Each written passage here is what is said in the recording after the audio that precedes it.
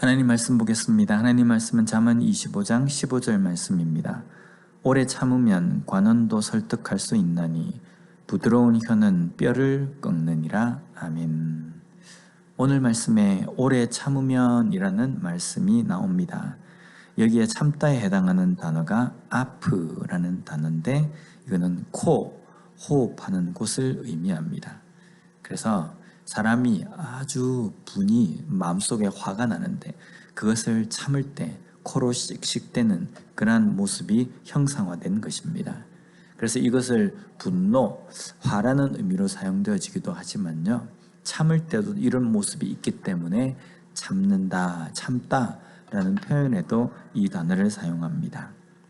그런데 여기에 오래 참을 때 참는 것이라고 말씀하는데 여기 오래에 해당하는 단어가 히브리어로 오래입니다. 발음이 비슷하지 않습니까? 길다라는 뜻입니다. 히브리어로 오래라는 이 단어의 뜻은 길다. 그래서 길게 참는 것, 길게 씩씩대는 것, 이것은 분을 바라지 않고 이것을 계속 붙들고 참고 있는 모습을 말합니다. 우리 한국에서 많이 사용하는 표현이 3~4번이라는 표현이지 않습니까? 참는 것도 3~4번이다. 또 유대인들에게 오래 참는 것은 7번입니다. 그래서 7번 내가 참는다. 결국은 어떤 의미입니까? 첫 번째, 두 번째, 세 번까지는 내가 참을 수 있지만 세 번째 이후부터는 내가 더 이상 참지 못하고 폭발하는 겁니다. 그 분노를 표출하는 겁니다. 7번도 마찬가지입니다. 그런데 그 표출을 하게 되면요, 앞에 3번 참았느냐 7번 참았느냐 이것은 중요하지 않고 온데간데 없습니다. 그냥 그 분노를 발한 것, 거기에 초점이 맞춰진다는 겁니다. 그런데 오늘 말씀에는 그 폭발하는 순간도 꾹 붙들고 오래 길게 참아야 한다라고 말씀합니다. 폭발하지 않고 오래 참으면 관원도 설득할 수 있다라고 말씀합니다. 여기 관원에 해당하는 단어가 카친이라는 단어입니다. 이것은 지도자, 통치자, 우두머리라는 뜻입니다.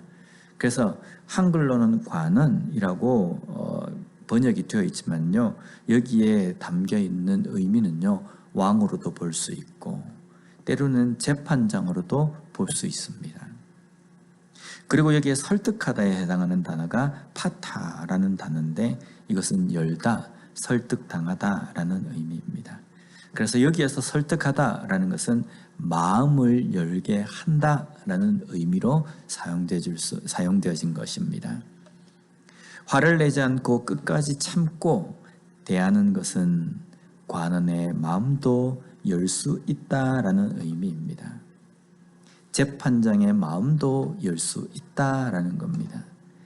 내가 재판장에 서서 나를 변호할 때에 내 속에 내가 죄인 취급을 받아서 분노가 생기기도 하고 나를 피해를 입힌 그 사람에게 대한 분노도 있지만 그 분노를 끝까지 참고 나를 아주 조리 있게 침착하게 변호하면 그 말에 재판장의 마음도 열려진다라는 의미입니다.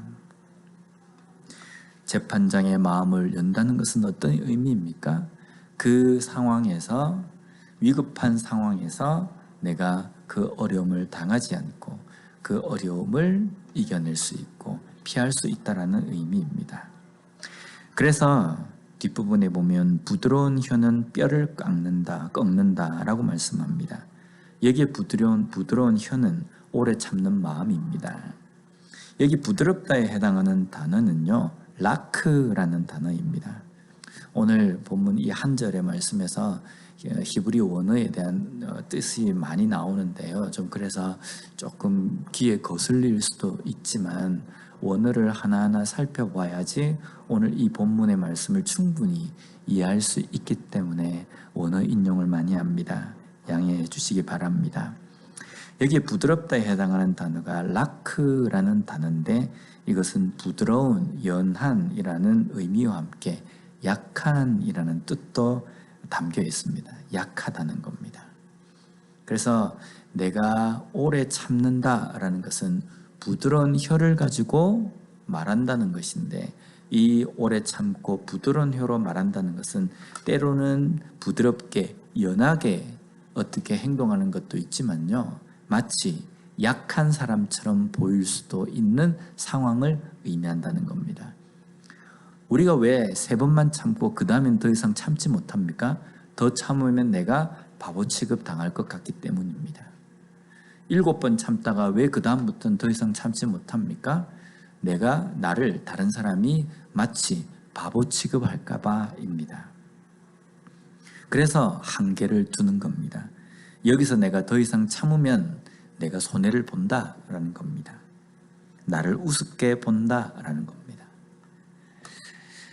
과연 하나님께서 우리에게 말씀하신 것은 이러한 것일까라는 겁니다. 우리가 오래 참는 것, 부드러운 혀라는 이것을 우리가 어디에서 우리가 볼 수 있냐면요, 빌라도의 법정에 서신 예수님을 우리가 통해서 볼 수 있다는 겁니다. 빌라도의 법정에서 신문을 받으시는 예수님, 빌라도가 어떤 이야기를 할 때에 예수님께서는 잔잔하게 말씀을 하십니다. 주변에 있는 사람들이 예수님을 모욕하고 침뱉고 조롱하는 말을 할 때에도 예수님께서는 끝까지 참으셨습니다. 예수님께서 참으신 그 끝까지 참으시면은요, 콧구멍을 벌렁벌렁거리면서 씩씩대며 참으시지 않으셨습니다. 진정으로 우리를 사랑하시는 마음으로 인자하게 참으셨다는 겁니다. 어떠한 조롱하는 말이 있다 할지라도 거기에 분을 바라지 않고 부드러운 혀로 말씀하셨습니다. 그 말씀하시는 것 때문에 주변에 있는 사람들이 누그러진 것이 아닙니다. 더 흥분하고 더 예수님을 조롱하고 예수님을 무시했다는 겁니다. 그러나 예수님은 끝까지 오래 참으셨습니다. 이것을 우리에게 보여주셨습니다. 그리고 우리에게 이 오래 참음을 담고 세상 가운데 살아가면서 이러한 인내로 살아가라고 우리에게 말씀해 주셨다는 겁니다. 그러면 우리는 어떻게 오래 참아야 하겠습니까? 비록 내가 여기서 더 참으면 바보 취급을 당한다 할지라도 참는 것입니다. 더 이상 내가 여기에서 참았다가는 저 사람들이 나를 호구로 할 것 같아도 끝까지 참는 겁니다. 이것이 예수님께서 보여주신 오래 참음이며 우리에게 명령하신 오래 참음이라는 겁니다. 오늘 우리에게 주어진 이 하루의 삶을 살아갈 때에 분명 어쩌면 우리가 코를 씩씩대며 참아야 되는 상황이 생길지도 모릅니다.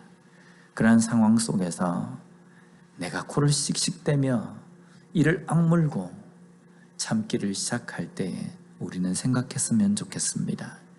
빌라도의 법정에 서셔서 끝까지 참으신 예수님의 모습을 생각하고 그 예수님의 모습대로 참을 수 있도록 해달라고 기도해야 합니다. 그렇게 참을 때에 바보 취급이 아니라 그것으로 인하여서 부드러운 혀가 뼈를 꺾는 경험을 할 수 있는 우리의 삶이 되었으면 좋겠습니다. 오늘도 예수님께서 보여주신 그 오래 참음으로 말미암아 나의 부드러운 혀 앞에서 오래 참음 앞에서 뼈가 꺾이는 그러한 은혜를 경험할 수 있는 우리 모두가 되었으면 좋겠습니다. 기도하겠습니다. 하나님 감사합니다. 오늘 말씀을 통해서 오래 참 그것에 대해서 다시 한번 깊이 생각할 수 있도록 해주시니 감사합니다. 언제까지 어디까지 참아야 하는지 우리가 어떻게 악을 대해야 하는지 깊이 생각하게 하여 주시고 또한 예수님께서 보여주신 그 오래 참음을 담고 그 오래 참음처럼 참을 수 있는 삶을 살게 해달라고 기도하며 살아갈 수 있는 저희들이 되게 하여 주시옵소서. 그리하여서 부드러운 혀 앞에서 뼈가 꺾이는 것을 목격하는 그러한 은혜를 저희들에게 주셔서 오늘 하루도 말씀으로 세상의 모든 유혹과 악을 이길 수 있는 삶이 되게 하여 주시옵소서. 예수님 이름으로 기도드립니다. 아멘.